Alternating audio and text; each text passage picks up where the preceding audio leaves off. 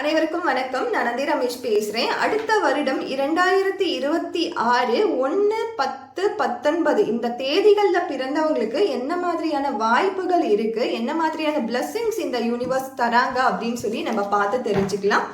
So நீங்க 1/10/19 இந்த தேதிகள்ல பிறந்தீங்கன்னா உங்களுடைய ராசிநாதர் தான் அடுத்த வருடத்தின் தொடக்கத்துல இருந்து உங்களை ஆட்சி செய்ய போறாரு. ஸோ சூரியனின் ஆதிக்கத்துல தான் அடுத்த வருடம் என்பது தொடங்க போகுது.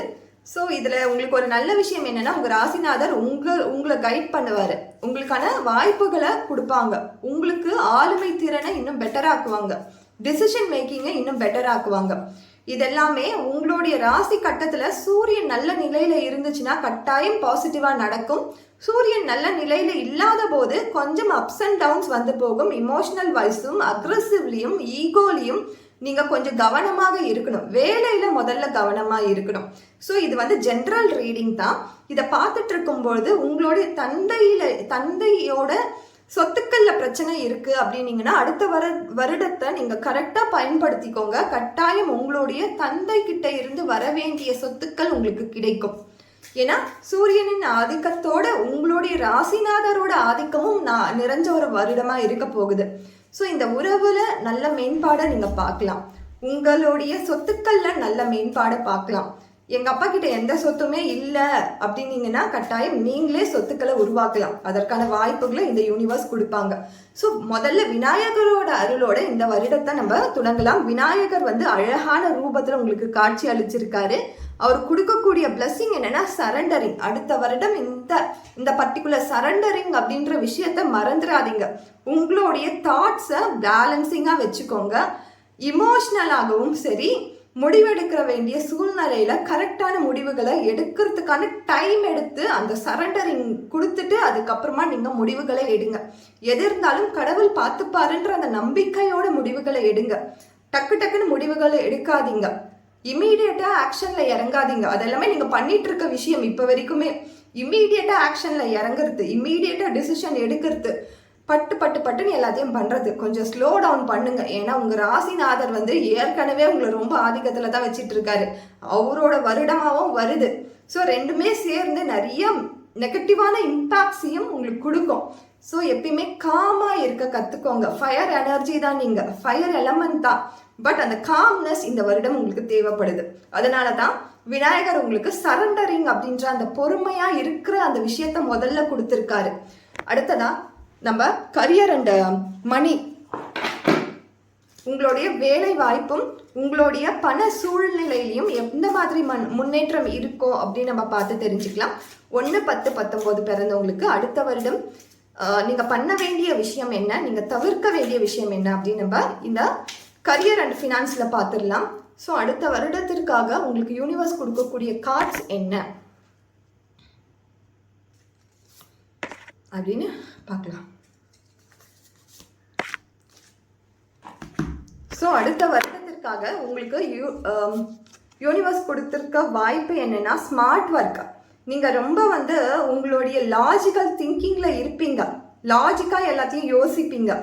ஸோ ஸ்மார்ட்டாக வேலை பாருங்க. ஸ்மார்ட்னஸாக இன்னும் பெட்டராக எப்படி வேலை பார்க்கலான்னு பாருங்க. உங்களுடைய ஐடியாஸை இம்ப்ளிமெண்ட் பண்ணுங்க. உங்களுடைய ஐடியாஸை சொல்ல தயங்காதீங்க. அதை இம்ப்ளிமெண்ட் பண்ணுறதுக்கான வாய்ப்புகளை யூனிவர்ஸ் கொடுப்பாங்க.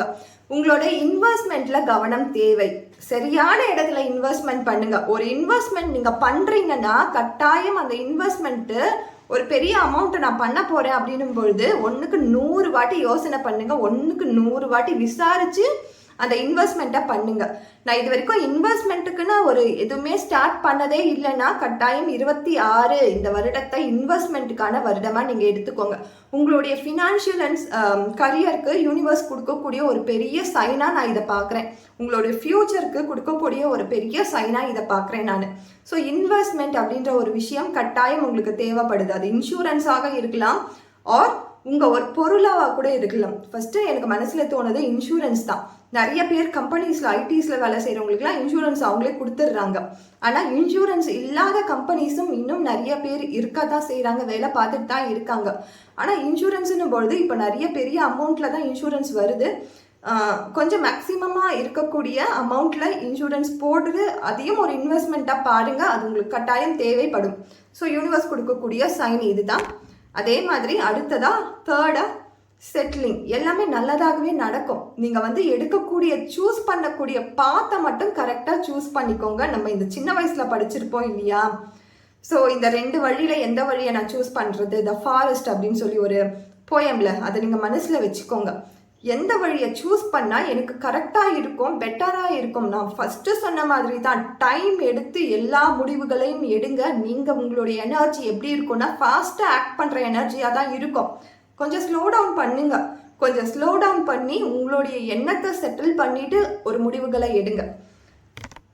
அடுத்ததாக லவ் ஏஞ்சல் கொடுக்கக்கூடிய மெசேஜ் 2026க்காக 1/10/19 இந்த தேதிகளில் பிறந்தவங்களுக்கு என்ன மாதிரியான மெசேஜ் தராங்க, என்ன மாதிரியான ப்ரெடிக்ஷன் நடக்க போகுது அப்படின்னு நம்ம பார்த்துடலாம். ஸோ 2 கார்டு 3 கார்டு எடுத்திருக்கேன். ஸோ 3 கார்டுகளில் யூனிவர்ஸ் கொடுக்கக்கூடிய சிக்னல்ஸ் என்ன அப்படின்னு நம்ம பார்க்கலாம். Pay attention, new life, new love, டிஃபிகல்ட்டிஸ்ன்னு சொல்லும்போது உங்களுடைய எண்ணங்களில் ஒரு தடுமாற்றத்தை நீங்கள் பார்ப்பீங்க. ஸோ ரெட் ஃப்ளாக், ஏதாவது ஒரு ரெட் ஃப்ளாக் உங்கள் கண்ணுக்கு முன்னாடி தெரிஞ்சிச்சுன்னா உங்களுடைய ரிலேஷன்ஷிப்பில் அதை கொஞ்சம் கவனித்து அதற்கான என்ன மாதிரியான அதுக்கு சொல்யூஷன் இருந்தால் நல்லா இருக்கும்னு பாருங்கள். ரிலேஷன்ஷிப் எப்பயுமே நம்ம எல்லா வேலைகளும் சரியாக நடக்கணும், எல்லாமே கரெக்டாக இருக்கணும் அப்படின்னா ஃபஸ்ட்டு நம்ம கரெக்ட் பண்ண வேண்டியது நம்மளுடைய ரிலேஷன்ஷிப்பை தான். இந்த ரிலேஷன்ஷிப் அப்படின்றது சரியாக அமைஞ்சிருச்சுன்னா எல்லாமே கரெக்டாக நடந்துடும் வாழ்க்கையில். ஸோ அந்த கவனத்தில் வச்சுக்கோங்க. உங்களுடைய ஈகோவை கொண்டு போய் உங்களுடைய பார்ட்னர்கிட்ட காட்டாதீங்க. அது உங்களுக்கு நல்ல ஒரு ரிசல்ட்டை கொடுக்காது. எப்பயுமே ஒரு நல்ல பார்ட்னர் கிடைச்சிட்டாங்கன்னா வாழ்க்கை அழகாக சந்தோஷமாக மாறிடும். ஸோ அது மட்டும் நீங்கள் கவனத்தில் வச்சுக்கோங்க. அடுத்ததா ஓவராலாக 2026 1/10/19 பிறந்தவங்களுக்கு என்ன மாதிரியான சிக்னல்ஸ் அண்ட் சைன்ஸை இந்த யூனிவர்ஸ் உங்களுக்கு தராங்க, இந்த 2026 நீங்கள் பண்ண வேண்டிய விஷயங்கள் என்ன, நீங்கள் தவிர்க்க வேண்டிய விஷயங்கள் என்ன அப்படின்னு சொல்லி யூனிவர்சல் கைடன்ஸாக நம்ம பார்த்துடலாம். ஸோ இது ஒரு 5 கார்டு ரீடிங்காக நம்ம எடுத்துடலாம். 1 2 3 4 and 5. ஸோ உங்களுக்கு வந்திருக்க கார்ட்ஸ் என்னன்னு நம்ம பார்ப்போம்.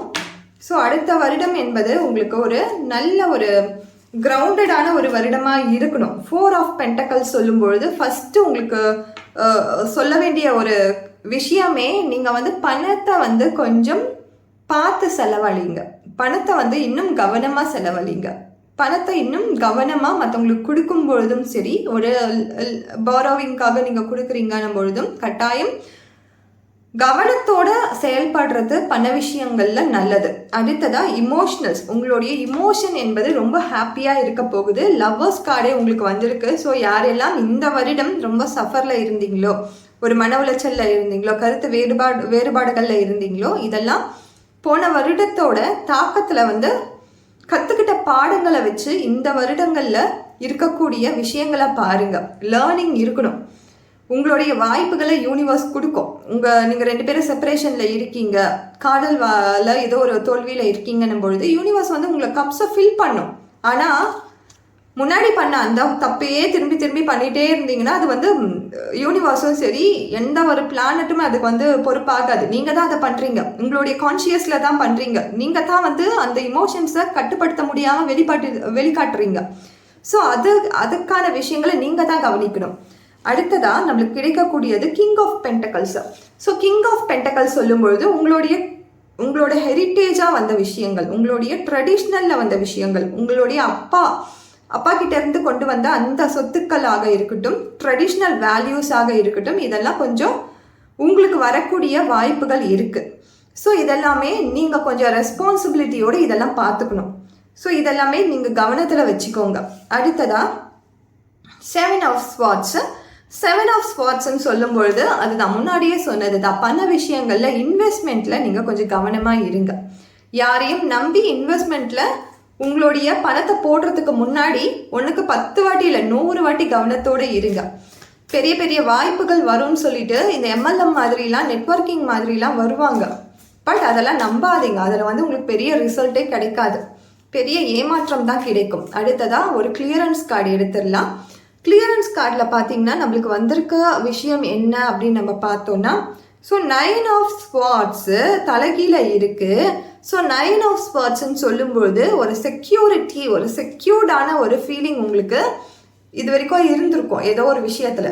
அதை நீங்கள் இன்னும் கவனமாக பார்த்துக்கோங்க. அந்த விஷயத்தில் அந்த செக்யூரிட்டி அது எதுவாக வேணாலும் இருக்கலாம்.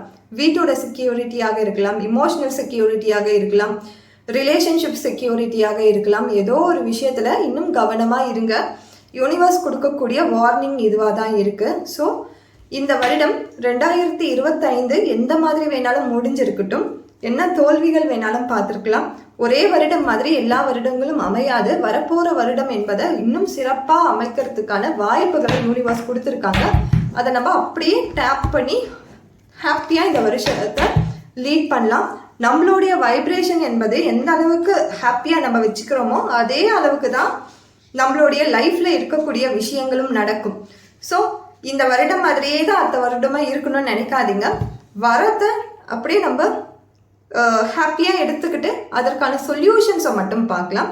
உறவுகளில் கவனமாக இருங்க, பண விஷயங்களில் கவனமாக இருங்க. நான் முன்னாடியே சொன்ன மாதிரி தான் உங்களுடைய ராசிநாதர் தான் உங்களுக்கு வந்து இந்த வருடத்தின் ஆதிக்க கிரகமாகவும் வந்திருக்காரு.